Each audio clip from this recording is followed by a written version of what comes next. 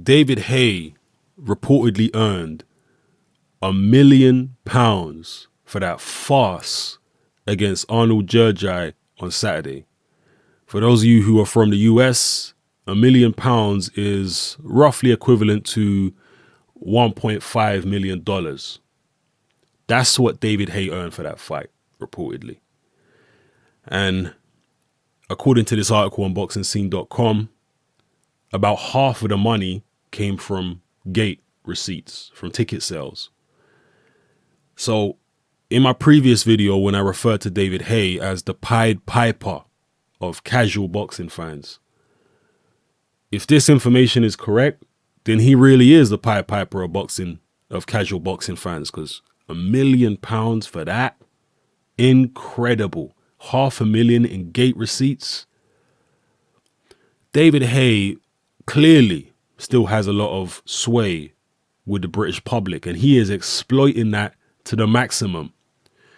I talked to somebody who knows David Haye on a personal level, and if he's watching this video, because he does watch my videos, if he's watching this video, he might comment in the comment section. I don't know. I don't want to, hot him up like that, but he knows David Haye on a personal level, and he's been very critical of my attitude towards David Haye. Okay, he's been very critical of how critical I am of David Haye over the past year or so. But even he was left disgusted by that farce on Saturday against Gjergjaj, the guy who was just, some people are saying the fight looked fixed. I'm not sure about that. It could have been fixed. Trust me, I don't put anything past David Haye. The guy is unscrupulous, to say the least. But some fighters just have very poor punch resistance. If you go look at Arnold Gjergjaj's fight against Denis Baktov dropped him and hurt him badly. He made Baktov look like Mike Tyson in there. And if you really want to talk about heavyweights with poor punch resistance, go watch Evander Holyfield against Michael Moorer in the rematch. And you'll see Moorer go down from fairly innocuous punches. And even worse still, go and watch Herbie Hyde versus Vitaly Klitschko.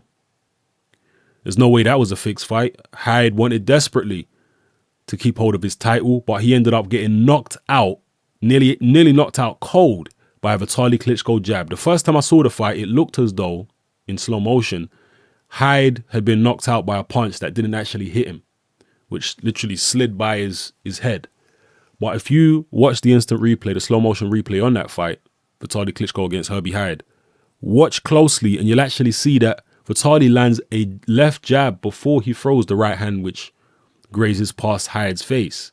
And it's actually the left hand, the straight left jab, that actually knocks Herbie Hyde out. That's how bad Herbie Hyde's chin was for a heavyweight.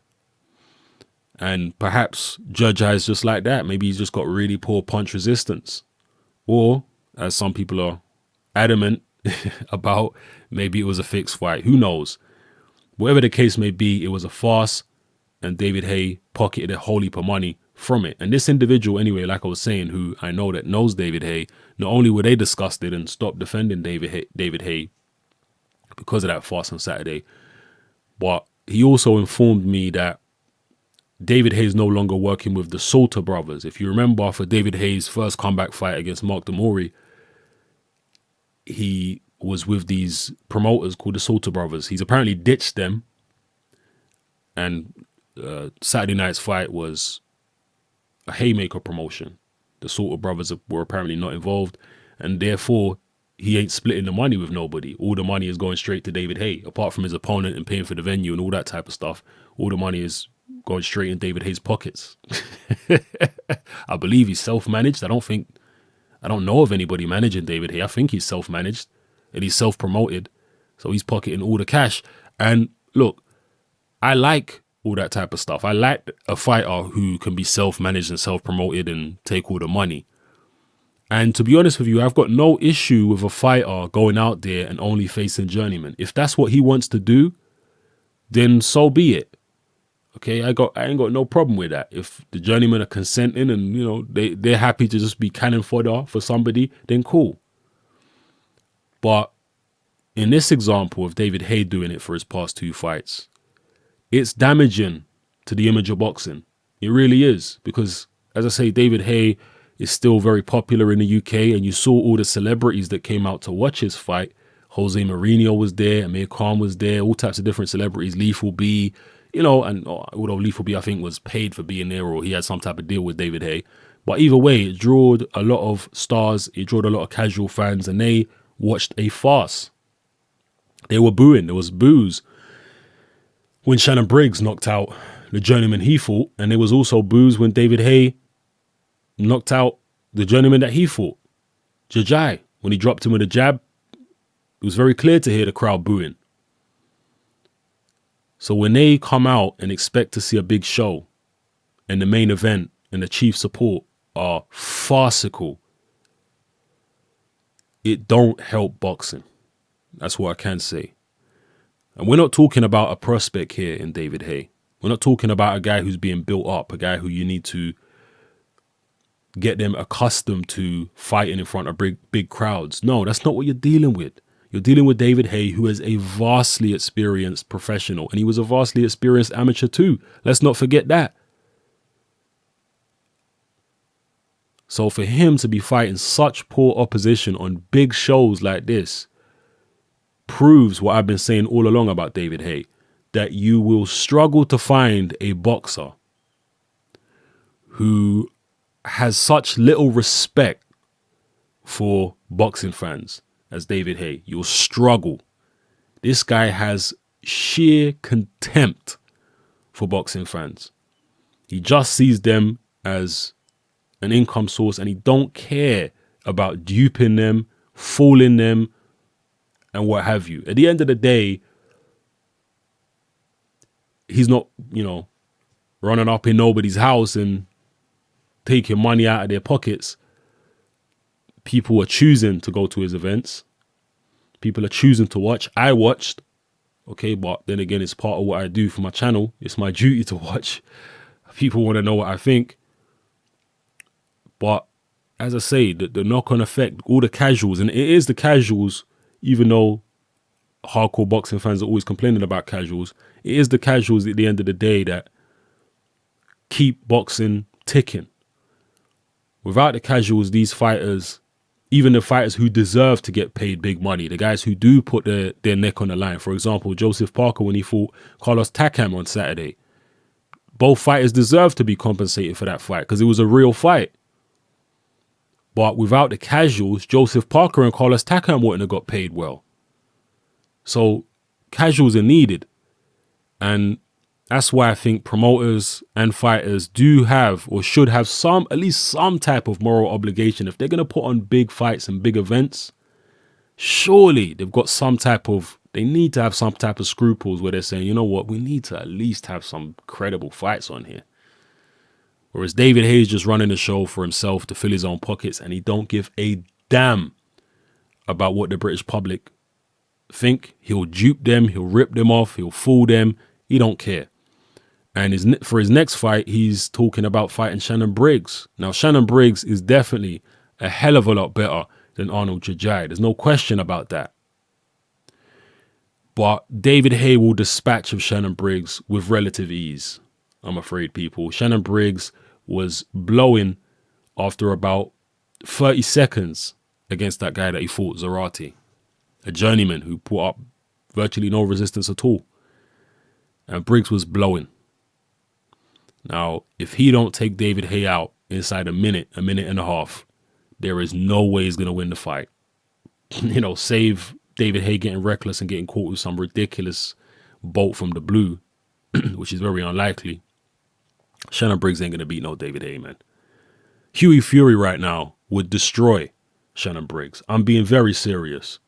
There is no way that Shannon Briggs could beat all Hughie Fury would have to do to win that fight is survive the first minute and a half, and then it'll be plain sailing for him. He'd probably stop Shannon Briggs. I know Vitaly Klitschko didn't stop Briggs, but he should have stopped him in the sense that the referee did a terrible job that night. Ian John Lewis, I mean, that was one of the most irresponsible and disgusting pieces of refereeing I've ever seen in my life. Ian John Lewis's performance that night, refereeing Klitschko versus Briggs. He could have got Shannon Briggs killed And I'm not exaggerating. That was horrific refereeing. How this man is still allowed to referee is beyond my comprehension. So the Briggs Klitschko fight should have been stopped. Any other normal, competent referee would have stopped that fight. And I'm telling you right now, if they make Shannon Briggs, and by the way, Frank Warren apparently tried to get Shannon Briggs as an opponent for Hughie Fury. If he'd been successful, or if he is successful in future, there's no way that Let's Go Champ, and I like Let's Go Champ, I like Shannon Briggs, don't get it twisted, I like him as a character, I like his energy and all that, I think he's funny. Just as a personality, I think he's great, motivational and all that. But let's just be real here. Most fighters who are halfway decent in the heavyweight division would beat Shannon Briggs right now. Particularly these young guys who are tall and they got boxing skills. Looking at Shannon Briggs' performance on Saturday, looking the way he was blowing after a couple rounds, he is lucky. He is so lucky that it weren't Dimitrenko in the ring. Because Dimitrenko, on that evidence, the way that Shannon Briggs looked on Saturday, Dimitrenko would have beat him. Definitely. No question. Briggs has got terrible stamina, people. Terrible. He had terrible stamina in his prime. Never mind now. At 44 years old, when he's carrying way, way, way too much weight. Whether it's muscle or whether it's fat, it don't matter. It's too much weight for his body and his lungs and his heart to be able to fight at a decent pace when you're weighing that much.